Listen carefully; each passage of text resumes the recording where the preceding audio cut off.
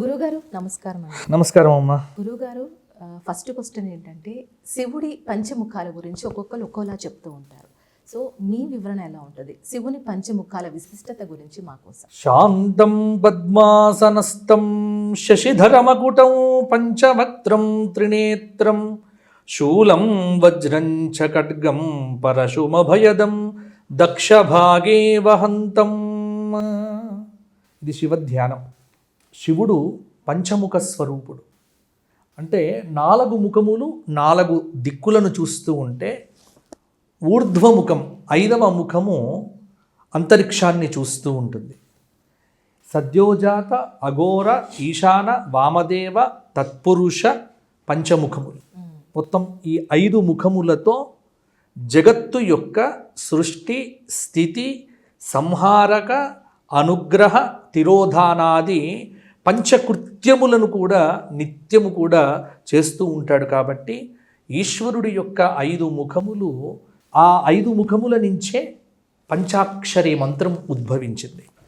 నా మహ శివాయ, నమశివాయ అనేటువంటి దానిలో ఒక్కొక్క ముఖము నుంచి ఒక్కొక్క అక్షరం అనేటువంటిది వెలువడ్డది. కాబట్టి ఈ జగత్తుకు కావలసినటువంటి సకల శక్తులను అనుగ్రహించటానికి ఈశ్వరుడు పంచముఖ స్వరూపుడై మనకు అనుగ్రహిస్తూ ఉన్నాడు. కాబట్టి పరమేశ్వరుడి యొక్క పంచముఖ స్వరూపం, అందులో ఈశ్వర స్వరూపం సాకారము నిరాకారము అని 2 రకములుగా చెప్తారు. సాకార స్వరూపంలో ఈ పంచముఖ స్వరూపం కనిపిస్తుంది, నిరాకార స్వరూపంలో లింగస్వరూపం కనిపిస్తూ ఉంటుంది. సాధారణంగా మీకు పంచముఖములు ఎక్కడ కనిపించవు. అంటే ఈశ్వరుడికి సాకారం అనేటువంటిది పెద్దగా కనిపించదు కదా.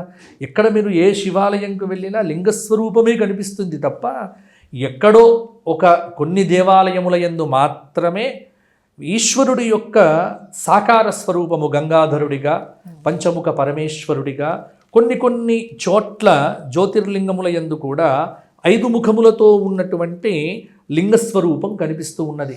కాబట్టి ఈ పంచముఖముల యొక్క భావన పురాణముల యందు వ్యక్తమైందే తప్ప శివుడి యొక్క నిజమైనటువంటి స్వరూపము లింగస్వరూపమే. కాబట్టి మహాశివరాత్రి పర్వదినమున కూడా ఈశ్వరుడు లింగస్వరూపమునందే వ్యక్తమవుతూ ఉంటాడు. కాబట్టి పరమేశ్వరుడి యొక్క పంచముఖములు పంచకృత్యములకు ప్రతీకలుగా శివపురాణం వర్ణించడం జరిగింది.